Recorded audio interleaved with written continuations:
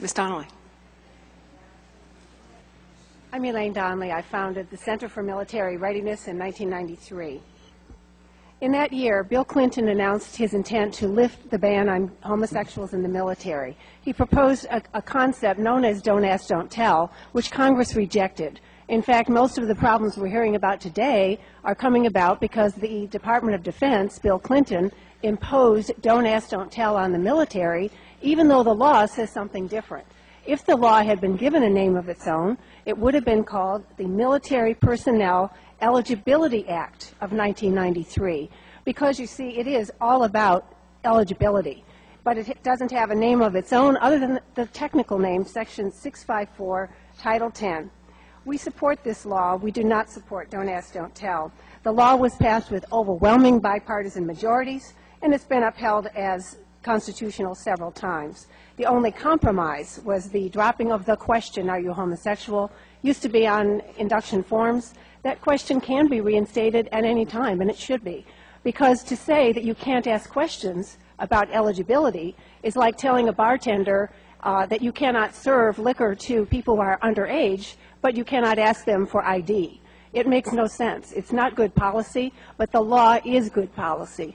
The law is there, and it's designed to promote good order and discipline. I want to talk about the future. I'd like to talk about what would happen if you actually repealed this law.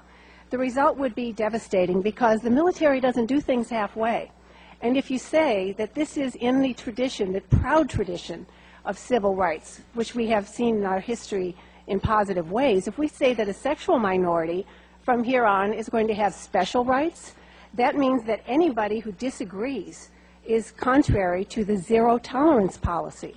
It means that anybody whose attitudes are different from what is advocated by the ACLU and the left, the San Francisco left, who want to impose their agenda on the military, those people become unacceptable, and they would have to eventually be forced out of the military. You see, when promotions are denied, that means they get the message they cannot stay in the military. We would lose thousands of people if they were told under a zero tolerance policy that you must accept the new paradigm, which is forced cohabitation of men and women with homosexuals in the military. Forced cohabitation in all branches of the service, all communities. I'm talking about the infantry, special operations forces, Navy SEALs, cramped submarines. We are not talking about a Hollywood world here. We're talking about real consequences for real people. If we say that this is going to be the new paradigm, we're going to tolerate absolutely no dissent, that would put a tremendous, perhaps unacceptable burden on people who do have religious convictions, or those who simply believe that the policy, the law as it is now, is a good idea. They would become unacceptable to the military and would be driven out. Some people have said, well, that's okay for the sake of diversity. We cannot afford to lose so many people if they disagree with this new policy of forced cohabitation of heterosexuals and homosexuals in the military. How would enforcement work? Well, if a female soldier reports an incident of harassment, she enjoys the presumption of truthfulness. But under the new civil rights standard or zero tolerance standard, if a male soldier reports or is made to feel that there is a sexual atmosphere that's unacceptable, the suspicion would be that he has intolerant attitudes. The military doesn't tolerate people with intolerant attitudes. That man is probably not going to make a complaint, but if he does, he will suffer serious sanctions. In the messy disputes that would ensue, commanders are supposed to sort all this out. You know, we have difficulties right now with sexual misconduct. We have issues with regard to male and female sexual misconduct of various kinds. If we want to increase that threefold, then we have a new policy that says we're going to have disputes or problems between male and female and female. I invite you to read in my testimony a letter from a young woman named Cynthia Yost who served in the Army, the experience she had with an assault.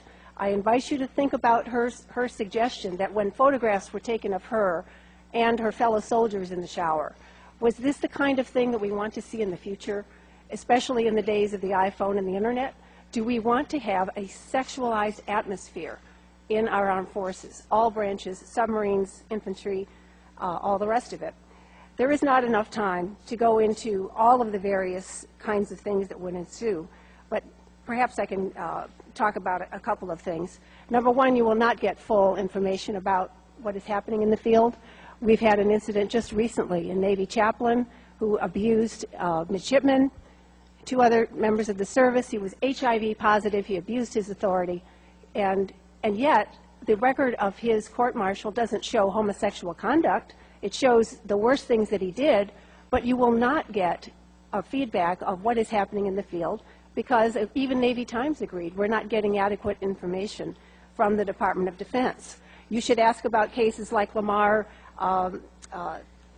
Dalton, the soldier who was HIV positive, infected an 18-year-old. You need to think about this issue of HIV positivity. We have troops who are not deployable because of HIV positive status. The legislation to repeal the law says we should invite in everybody who was denied before.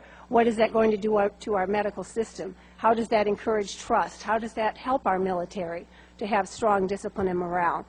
If we follow the example of the British military, they are now looking at the issue of transgenders in the military. They are very much into this model. They're different in their culture. They accepted a European court order to accept homosexuals in the military. We don't do that in our system. We have responsible people, people like you who look at these issues. We don't take orders from courts. I'd like to talk to you, if there is time, about many of the unconvincing arguments for repeal that we've heard. We keep hearing about polls. In an article that I wrote for Duke University Journal of Gender Law and Policy, I've analyzed every one of these reports. Every one of them falls apart under closer scrutiny. We don't need to make decisions based on polls. For instance, Zogby. They didn't mention the one question on the Zogby poll that mattered, of military people supposedly. Do you agree or disagree with allowing homosexuals to serve openly in the military? Only 26% agreed, but a combination of those who disagreed and were neutral was 69%. Now, you didn't hear about that poll unless you read the article that I wrote about it, but the Military Times polls have consistently been 57 to 59% opposed. The polls are by no means an argument for repealing the law.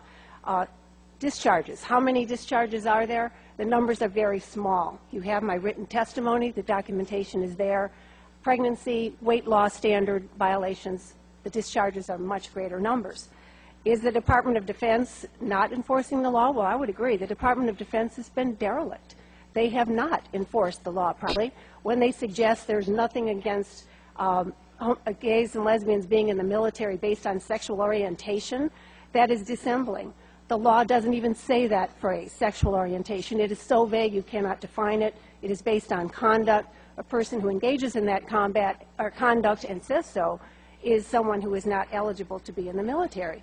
Do we have shortages in certain categories? Linguists, yes, there are ways to resolve that. The number one way would be to reinstate that question. Why was the Defense Language Institute training people who were not eligible to be in the armed forces? That's where the problem is. The problem is not with the law itself. We've heard speculative claims, all based on guesstimates and suppositions and assumptions. 65,000 homosexuals in the military? Have you looked at that report and seen just how flimsy the research is? Use common sense. We are talking about common sense. If people who disagree are driven out of the military, you're going to lose thousands of people in the military. We can't afford that. Foreign militaries, we know their experience is very different. We know that what they do in their military is nothing like the demands that we have in our armed forces. We have the strongest military in the world. Good order discipline is important. My recommendation would be support the law, keep the law. Recommend that the Department of Defense enforce it properly. We should drop the don't ask, don't tell regulations put in place by Bill Clinton. They are administrative. They can be eliminated at any time. We need to keep priorities straight. This is the most important thing. Equal opportunity is important, but the needs of the military, our military, must come first.